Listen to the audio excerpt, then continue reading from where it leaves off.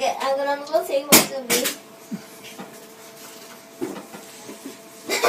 Ô, Lu, Que? comprou presente pra sua mãe? Hã? Você comprou presente pra sua mãe? Porque hoje é dia das mães Não, amanhã é aniversário dela.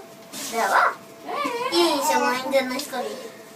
Ainda sei, eu já sei que O que você vai dar pra ela? é um... Sabe o que é? Sim. Aqueles lá. Ah, seu pai comprou? É, quando era dia da mãe, eu não dei.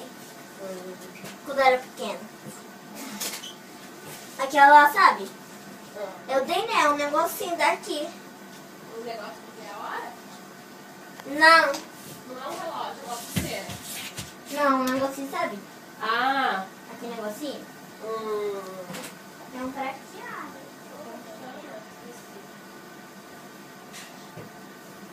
Como chama, amor? Anel? Em Nihongo? Yubiá. É, Yubiwa.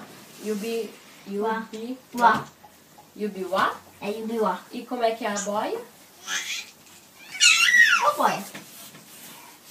Boia japonês? Assim, de Nadar? acabamento puro. É. Uó? Ou a pranchinha? É, não. Aquele que a gente põe assim, ó. A boia? É. Japonês? É. Não sei. Olha. O cara entrou. O pau foi passando por aqui ou entrou por dentro? Sim.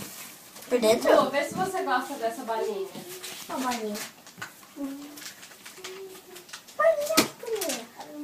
É meio pequeno.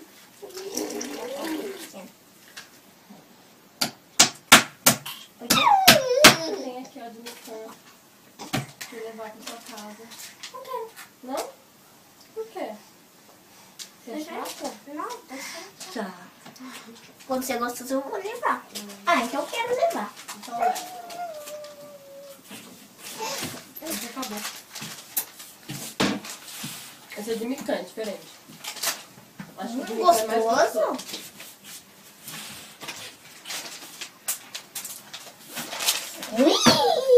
Banhão. Banhão. Banhão. Nha. Agora tá fazendo joguinho.